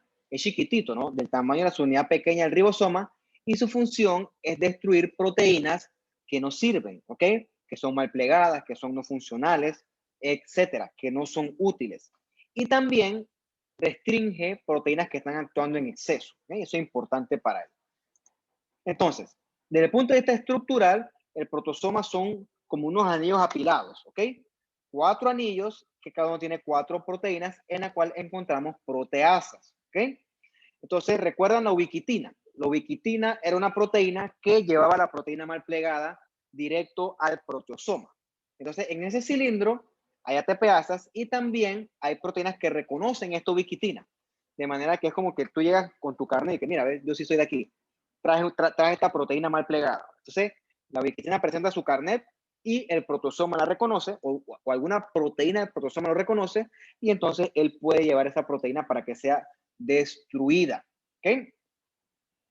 En este proceso de las proteínas que son incorrectamente plegadas o defectuosas, también participan las chaperonas. Recuerda que la chaperona es la que se cerciora de que todo esté bien, pero también tiene esa función de cooperar con la ubiquitina para identificar las proteínas que son defectuosas. Porque parece una... Mira, imagínense esto. Imagínate que tú sacas hoy un carro del año, un BMW, un carro lujoso, seguro, con tecnología, todo lo que tú quieras. Ponte que te lo heredaron un familiar que tú no conocías antes y dice, quédate con mi BM 0 kilómetros. Tú, oh, qué suerte la mía. Y tú sin querer queriendo, vas en la calle, puff, le pasas un clavo y asumiendo que las ruedas no son run flat, el carro se te quedó flat. Y tienes el carro del año, el motor 0 kilómetros, todos los interiores impecables, mecánicamente el carro impecable, pero tienes una llanta ponchada. Hey, con esa llanta ponchada, el carro no sirve. Parece una cosa tonta, pero el carro no sirve. Algo más o menos similar ocurre con la célula. Una proteinita que parece una tontería, una proteína defectuosa, mal plegada, es para la célula lo que es para un carro 0 kilómetros, una llanta ponchada. Entonces no puedes estar con un carro con una llanta ponchada. Una de dos, o la arreglas o compras una nueva, o de tres, o el carro se queda parado. Entonces, algo similar ocurre con nuestras células. Las células no se puede dar lujo de tener proteínas mal plegadas. Estas proteínas mal plegadas tienen que ser eliminadas porque son potencialmente perjudiciales para la célula. Entonces, la principal que participa en identificar estas proteínas mal plegadas es la ubiquitina, y entonces la ubiquitina se lleva esta proteína al protosoma para que la destruyan. Y la chaperona también colabora en este proceso, ¿no? Entonces, una vez que la proteína defectuosa llega al protosoma, en el protosoma hay muchas enzimas, ¿no? Hay ATPasas, hay endopeptidasas que agarran y destruyen esa proteína mal plegada. Y después la ubiquitina vuelve y regresa y va entonces a buscar más proteína mal plegada. Bueno, son unos policías la ubiquitina, están ahí chequeando ahí qué proteína no está mal plegada. Entonces, déjenme quitar acá que esto me tapa la imagen. Ups. Dice acá, la vía ubiquitina protosoma. Tiene aquí esquemáticamente el protosoma con sus anillos plegados y sus 7 proteínas. Tienes aquí el ATP. Entonces ves que por acá, comienza por acá realmente, ¿no? Tienes la proteína mal plegada. A esa proteína mal plegada se le pega la ubiquitina. Tiene que seguirme el cursor. Entonces, ahora esta proteína mal plegada tiene una cadena de ubiquitinas. Entonces, esto es lo que hace que la proteína mal plegada vaya al protosoma para ser destruida. Entonces vean aquí cómo se le pega esta proteína mal plegada al protosoma, y el protosoma, gracias a su endopeptidasas, etcétera, proteasas, destruye esta proteína potencialmente perjudicial. Una vez que esto ocurre, la ubiquitina es liberada y entonces esto puede ser utilizada para otras cosas. Teóricamente, luego de eso, esta proteína perjudicial se puede transformar en un antígeno y eso se puede usar para presentar un antígeno. De eso vamos a hablar hoy, eso lo hablamos en la clase de los órganos linfoides y hablamos un poquito de cómo ocurre la inmunidad. ¿Okay? Profesor, una pregunta. Dime. Dentro de esas proteínas que tienen algún tipo de error, ¿hay algún receptor que le informe a la ubiquitina que tiene que pegarse a eso? Me vas a hacer recordar mis clases de biología celular. Alguna vez cuando yo era estudiante de medicina de primer ingreso, yo en biología celular di eso. Hay unas proteínas, voy a buscarlo ahorita, no, acá vemos, se llaman de que las heat shock protein, creo que son esas. Busca las heat shock, yo creo que se llaman así. Heat shock protein.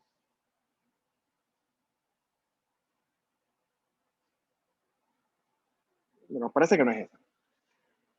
Me desconcentré. ¿Puedes repetir la pregunta, por favor? Pensé que era esa la respuesta, pero no. Ok, la pregunta es, ¿quién indica que la proteína es defectuosa? Ajá. Bueno, te lo pongo así, porque no te puedo dar la explicación fehaciente de eso, porque eso es irnos a mucha biología celular. Pero, así como tu cuerpo, cuando tú te das cuenta que te duele el dedo gordo del pie izquierdo, eso no pasa por desapercibido, porque tú tienes un sistema de nervios, tú tienes un sistema de inflamación que te indican que algo no está bien. Lo mismo ocurre cuando tienes un dolor de estómago. Tu estómago tú no lo puedes ver, pero tú sabes que te duele. Imagínate que algo similar ocurre con la célula. La célula es como tu casa, ¿ok?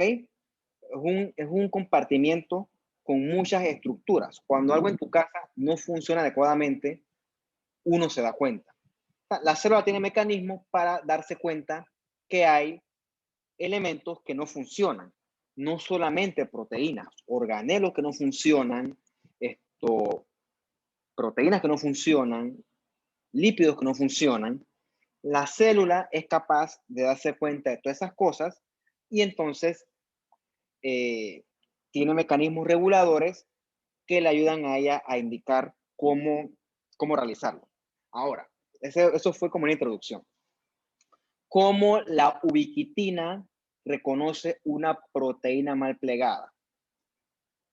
Para no entrar en lo ultraestructural, porque eso no viene al caso, resumámoslo en que la ubiquitina tiene esos mecanismos ya desarrollados, ¿ok? La ubiquitina sabe leer proteínas defectuosas, tiene ese mecanismo. Que si es por receptores, puede ser. Puede que haya receptores aquí que le indiquen que esto no está funcionando adecuadamente. Otra cosa que alguna vez leí yo en algún momento de mi formación es que se da cuenta porque la proteína defectuosa no está realizando su función adecuadamente o simplemente no está realizando su función. El ejemplo de que tú haces un carro y se poncha la llanta. No es que tú acá estás dando la llanta del carro, no, tú estás manejando y de repente el carro clácata, se cae, clácata, se cae, clácata, se cae. Entonces, así es como tú te das cuenta que algo funciona, o sea, tienes los mecanismos para darte cuenta de eso. Algo más o menos similar, esto ocurre con tus células y con tus ubiquitinas. Tuviéramos que ir a la parte donde en estas proteínas hay péptidos con cadenas específicas que sabe la ubiquitina de codificar, identificar, pero eso es ya demasiada bioquímica, ¿no? Pero resumámoslo en que la ubiquitina tiene el modo de detectar estas cadenas defectuosas, ¿no? El asunto se va a la parte molecular donde ella lee los aminoácidos, lee los polipéptidos. Pero yo no quiero entrar en eso porque eso es muy complicado y lo peor, esa no es mi área. ¿Okay? Eso ya es muy molecular. Así que yo creo que si lo dejamos hasta ahí, estamos bastante bien. Tenemos que echar para atrás y leer biología molecular para estudiar eso y chuleta, no me alcanza el tiempo para hacer eso. Hablando de cosas que de repente sí son de mi área, per se, es qué ocurre cuando el proteosoma falla, ¿ok? Dijimos que el proteosoma es como el basurero de las proteínas en la célula. Ejemplo, y muy buen ejemplo. Póngase que usted es el que le corresponde sacar la basura en su casa y usted dice no la voy a sacar porque no me da la gana, ¿ok? Bueno, ¿qué va a pasar? La basura se va a acumular y va a llegar a un punto que está tan acumulada que es potencialmente perjudicial, ¿ok? Se llena de gusanos, comienza a oler feo, se rompe la basura, comienza a soliquear, un cochinero total. Entonces, algo similar ocurre en la célula. Si el proteosoma falla, comienzan a acumularse proteínas defectuosas. ¿Por qué? Porque no se pueden eliminar. Llega un punto en el cual se acumula tanta proteína defectuosa que eso puede dañar a la célula, puede inclusive matarla. Imagínense ustedes como si fuera su casa, tuvieran un pataconcito en su casa, es porque no le da la gana de sacar la basura. Bien, no contento con eso, esas células muertas pueden liberar entonces estas proteínas defectuosas hacia el medio externo. Es como si usted ya no le cabe más basura en su casa y comienza a tirarle basura al vecino. Chuso. Imagínate, tira en línea, ¿no? Esto aplica sobre todo en el cerebro, ¿no? Donde esto infiere directamente o interfiere directamente con la función de la neurona y esto forma parte del espectro de las enfermedades que conocemos como las enfermedades neurodegenerativas, siendo el mejor ejemplo y el más conocido la enfermedad de Alzheimer, ¿ok? Y otra que usted conocerá después que se llama la cora de Huntington. Cora de Huntington. Entonces, esto es un cerebro, un corte sagital, este es el hemisferio izquierdo, y lo que llama la atención aquí es que los espacios entre los giros, o sea, estos surcos, se ven prominentes. ¿Y por qué se ven prominentes? Porque hay poco o hay menos densidad de tejido cerebral, que eso es lo que pasa en el paciente con enfermedad de Alzheimer. Tú ves todos estos espacios negros, eso debería estar ocupado por tejido cerebral. En un paciente con Alzheimer, o enfermedad de Alzheimer, el cerebro va perdiendo volumen, va perdiendo cantidad. Y entonces esto se ve más prominente los espacios, eso, ahorita yo no soy experto en anatomía, los surcos son más prominentes. Lo ves aquí, entonces aquí lo cortaron, ya ustedes dan anatomía.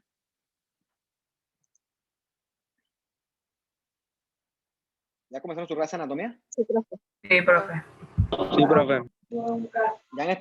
¿Ya han estudiado lo de los planos anatómicos?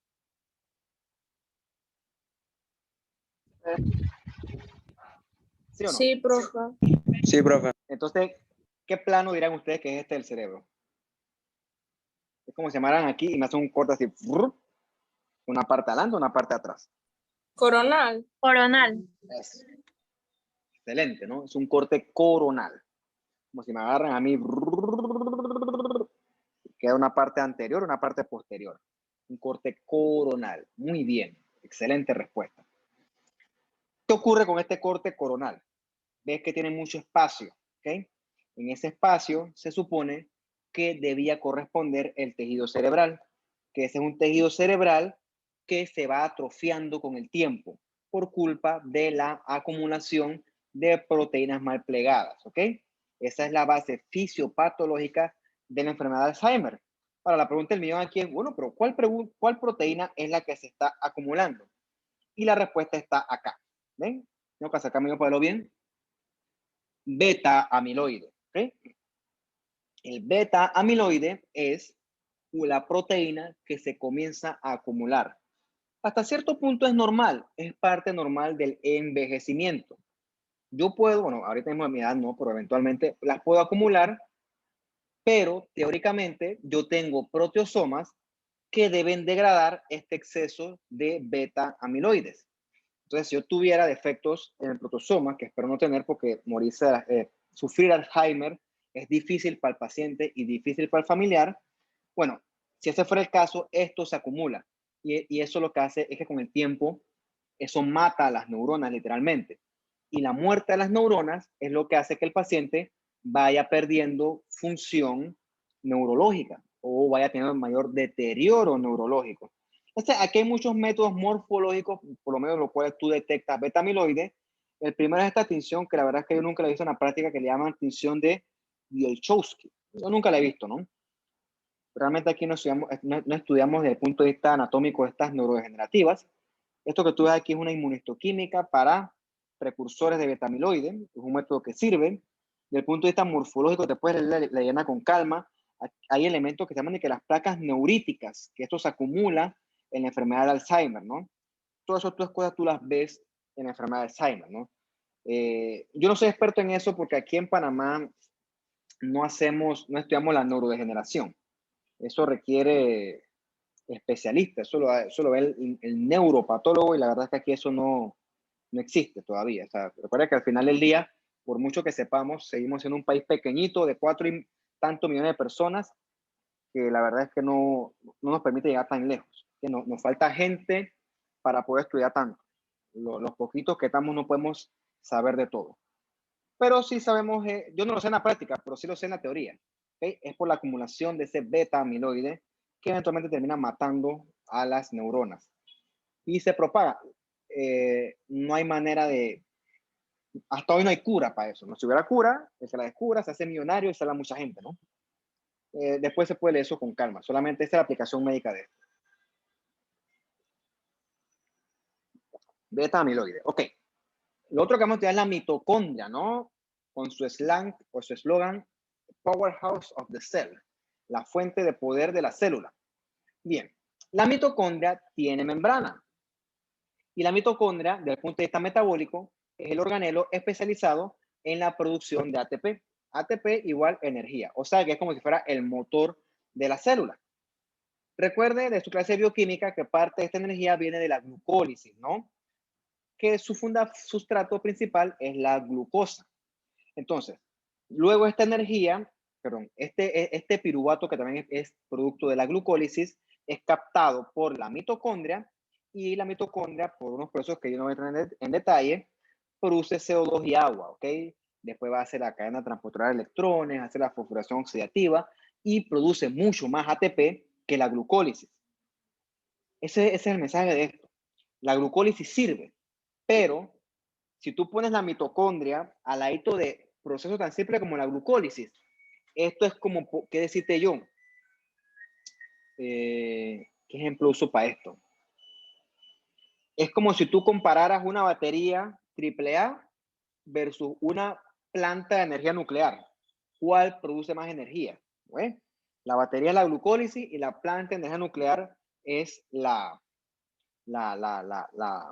mitocondria. O sea, la mitocondria produce muchísima más energía que la glucólisis. Y la mitocondria también tiene su DNA propio de ella. Eso es único, eso es particular de ella. Eso lo vamos a discutir más adelante. Denme 2 minutos y ya regreso.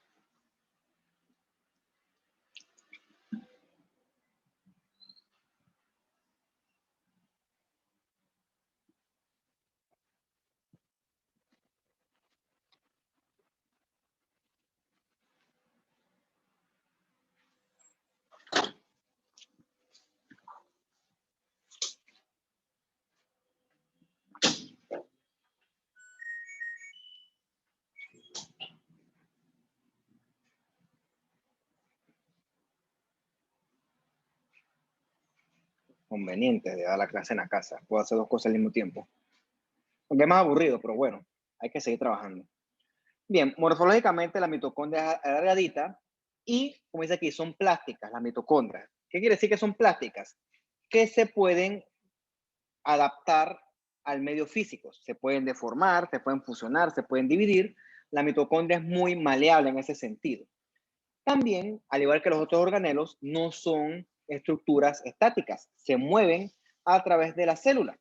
Y es lógico que tú encuentres más mitocondrias en órganos que son metabólicamente muy activos, o sea, órganos que usen mucha energía, como por ejemplo tu corazón y tu riñón. Mío también, por cierto. Entonces, estas células parecen hepatocitos, Yo siempre digo parecen porque la leyenda que es el libro no me dice qué son, pero yo creo que son hepatocitos. Entonces ves una célula grandotota, poligonal, y ves que en el citoplasma hay muchos puntitos rosados. Bueno, todo eso son mitocondrias. O sea, que esta es una célula que consume o produce, mejor dicho, mucha energía. Es una célula que produce mucha energía por un órgano que consume mucha energía. Bien, del punto de vista extraestructural, la mitocondria va a tener dos compartimientos, ¿no? Dentro, la matriz interna y entre sus dos membranas, ya lo conocen, el espacio intermembrana. Una cosa importante es que la membrana de la mitocondria, en su membrana hay muchas más proteínas en comparación con los otros organelos. ¿Y por qué ocurre eso? Más adelante se los voy a explicar yo. Bien, la mitocondria tiene dos membranas, ya les dije, ¿no? Una externa y otra interna. A través de esa membrana externa hay muchos canales que se llaman porinas y en esos canales entran muchas moléculas chiquititas. Por ejemplo, el piruvato, ¿no? El piruvato es necesario para que la mitocondria comience todo ese metabolismo que es para producir energía, ¿no? Entonces, tiene que haber mucha proteína para que las moléculas puedan entrar a la mitocondria y ella pueda entonces realizar su actividad metabólica. Y entonces en la membrana interna hay estos pliegues, ¿lo ves? Pliegue, pliegue, pliegue, pliegue, pliegue. Eso se llaman crestas, ¿ok? Muy bien. La mitocondria, desde el punto de vista ultraestructural o molecular, es bastante compleja para ser un organelo. Tiene su propia membrana, que estructuralmente es bastante parecida a la membrana del resto de la célula. Es una bicapa lipídica en la que tú encuentras, al igual que la membrana grande, fosfolípidos, y esto también es muy permeable a iones. Tú también vas a encontrar ahí proteínas integrales, proteínas de transporte. Es como si fuera una celulita chiquitita dentro de la célula más grande. ¿Ok? Vean, por ejemplo, aquí en el esquema, tiene la membrana externa, y tú vas a ver que aquí hay sitios por los cuales entra el piruvato, va a haber sitios para que entren iones, sitios para que entren proteínas, o sea, es como si fuera una célula como tal, la mitocondria. Y eso tiene una teoría que nosotros vamos a conocer un poquito más adelante. Entonces, por aquí entran todas estas moléculas de las que vamos a hablar, sobre todo es el piruvato, y entonces la mitocondria tiene la maquinaria para convertir ese piruvato en o incorporarlo en procesos metabólicos más complejos y más eficientes. Entonces, en la mitocondria hay enzimas que van a oxidar sobre todo ese piruvato y también otros ácidos grasos y lo van a convertir en acetilcoenzima A, que es una cosa que es un nombre que acetilcoenzima es una cosa que da como que chuleta. Es una cosa que uno no quiere escuchar porque eso es bioquímica, eso es complicado. Vamos a pararnos aquí. Tiene la glucosa por la glucólisis, que son unos pasos que yo no voy a hablar porque primero que no los conozco a fondo y segundo que yo no soy experto en eso. Por medio de la glucólisis produce piruvato, ¿no? Entre otras cosas, por ejemplo ATP, pero menos ATP. Ese piruvato se incorpora dentro de la mitocondria y aquí en la mitocondria, gracias a las enzimas mitocondriales, se oxida y se forma aquí el acetilcoenzima A.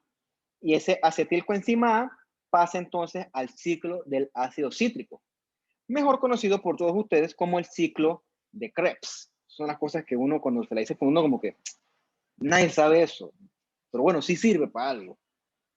Claro, yo no voy a poner que me reciten los pasos porque eso es bioquímica, pero sí sepan que esto tiene su función.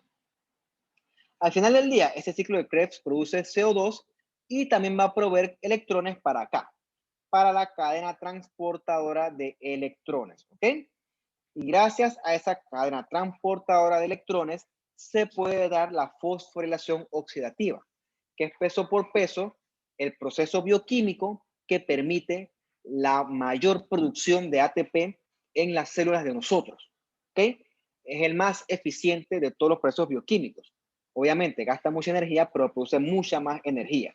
Exactamente cuántas moléculas de ATP, pregúntenselo a su profesor de bioquímica. A mí no. Es mucho más eficiente que la glucólisis, ¿no? Y todo eso se logra gracias a la complejidad de los componentes de la mitocondria. No voy a hablar per se de la fosforilación oxidativa porque, repito, esto no es bioquímica. Pero para que se forme el ATP de esta fosforilación oxidativa, es importante que exista un gradiente, ¿ok? Y ese gradiente genera alteración de los componentes de un compartimento de la membrana con respecto al otro. Y ya que son diferentes, eso permite la transferencia de electrones y permite la entrada y salida de protones. ¿Ok? Ven aquí que hay muchas H en el espacio intermembrana. Bueno, ese montón de H son los protones. Eso permite que exista un gradiente electroquímico. Y ese gradiente electroquímico permite que las sustancias pasen y entren constantemente entre compartimientos. Gracias a que existe ese gradiente, puede desarrollarse adecuadamente el proceso de fosforilación oxidativa y entonces puede producirse efectivamente el ATP. No me pregunten los pasos de la fosforilación oxidativa porque yo no soy experto en eso, pero solamente quédense con el aporte que para mi curso es útil, ¿no? Ya después en bioquímica verán un montón de otras cosas que con mucha suerte se podrán complementar con lo que nosotros estamos discutiendo el día de hoy. Aparte de producir el ATP, la mitocondria también tiene otra función importante. ¿Han escuchado ustedes la palabra antes apoptosis? ¿Eso lo han escuchado? No es muerte tisular. Está cerca por la palabra muerte, pero tisular no. La apoptosis, la definición coloquial, o sea, la que se usa más comúnmente, es la muerte celular programada. ¿Ok? ¿Por qué se hace? Porque hay células que ya no son útiles o que ya cumplieron su ciclo de vida adecuado y ya pues están viejitas y ya no pueden realizar su función. Por ejemplo, dato para ustedes. Los eritrocitos viven aproximadamente 120 días. Al cabo de esos 120 días, el eritrocito pierde su capacidad para deformarse, para pasar por los vasos sanguíneos, y entonces ya no es tan flexible como antes. Entonces tiene que morir, ¿no? Entonces, cuando eso pasa, aportan procesos como la apoptosis, porque la apoptosis degrada células que ya no son necesarias. Un ejemplo de esto sería, por ejemplo, si se muere un vecino suyo, un vecino que usted no tiene relación con él para que no le duela, eso no se puede quedar así, porque si el vecino se muere y lo dejan ahí, su cuerpo se va a podrir y eventualmente eso es insoportable, ¿ok? Entonces eso hay que enterrarlo, hay que hacerle una cremación si es lo adecuado. Algo similar ocurre en la célula. Una célula que murió pero que no es degradada es potencialmente perjudicial para el cuerpo, ¿ok? Entonces, muerte tisular es necrosis, ¿ok? Es necrosis. Entonces, cuando hay que degradar componentes celulares, eso lo hace la mitocondria, ¿ok? Libera la apoptosis gracias a unas proteínas que se llaman las BCL2, las caspasas, que usted conocerá más a fondo cuando es su clase de patología, que eso es parte de la respuesta al estrés celular y adaptación. Bien, como les dije, la mitocondria es literalmente una celulita dentro de otra célula más grande. Ella es tan versátil, que a partir de una mitocondria, ella puede dividirse y generar otras mitocondrias. Del punto de vista biológico, eso convierte a la mitocondria en un organelo autónomo. O sea, ella tiene la maquinaria para mandarse sola. No necesita órdenes del núcleo.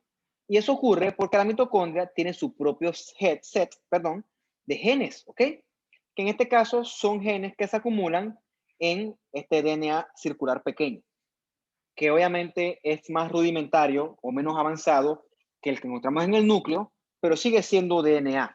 Interesante, un organelo con DNA. Eso es único de la mitocondria y es lo que le permite realizar su montón de funciones de una forma tan autónoma.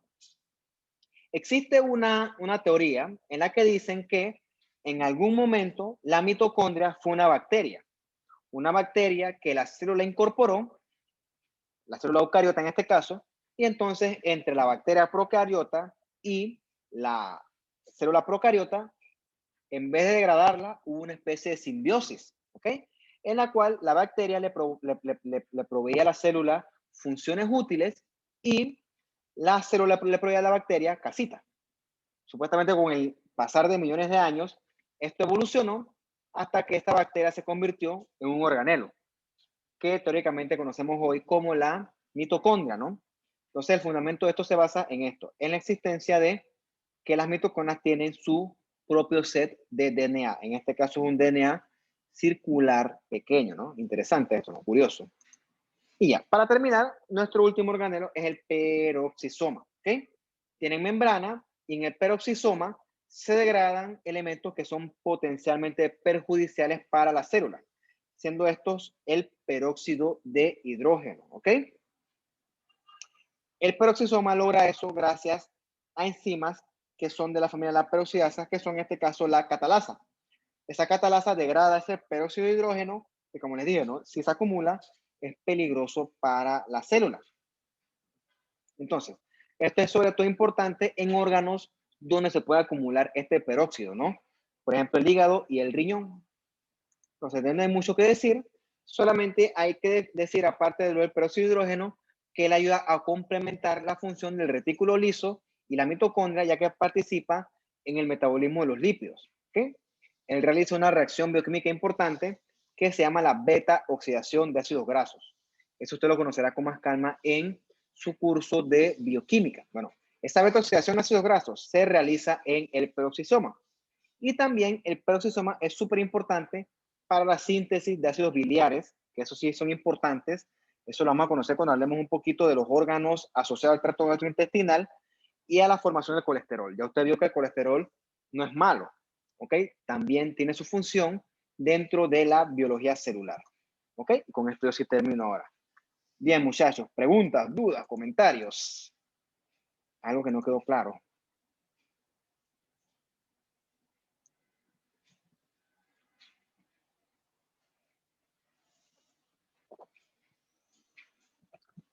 Todo en orden, entonces. Yo sé que la clase es larga, ¿no? De repente hay más dudas que aportes. Tienen que estudiar para poder integrarlo. Eso es su trabajo. Así como mi trabajo es dar la clase, su trabajo es estudiar. Y puede que con el tiempo incorporemos estas cosas, ¿no? Yo sé que es mucho material para incorporarlo en escasas poco más de 1 hora y media. Entonces, si se les ocurre algo después, me lo preguntan al chat y yo con mucho gusto lo busco o lo contesto. Y si no lo sé, lo busco. Y así todos aprendemos, ¿no? Yo no sé, yo jamás diría que yo sé todo, ¿ok? Y más cuando aquí la materia es tan extensa, ¿no? Así aprendemos todo, muchachos. Entonces, si no tienen más dudas, comentarios, los dejo, ¿no? Ah, yo tengo una pregunta para ustedes. ¿El jueves hay clases? Sí, profesor. Hasta ahora tengo entendido. Sí, profesor. Normal a las 3:50. La imagen Hasta el momento no nos han confirmado nada. Ah, bueno, por mí, fuero. No tengo ningún problema. Bueno, si hay algo extraordinario me avisan, pero hasta este momento hay clases, ¿ok? Entonces, hasta este momento, entonces nos vemos el jueves, ¿ok? Listo, muchachos, pues entonces, cuídense, pues, y que estén bien. Listo, igual. Chao, profe, cuídense. Chao, chao, chao, chao, chao, hasta luego. Bye.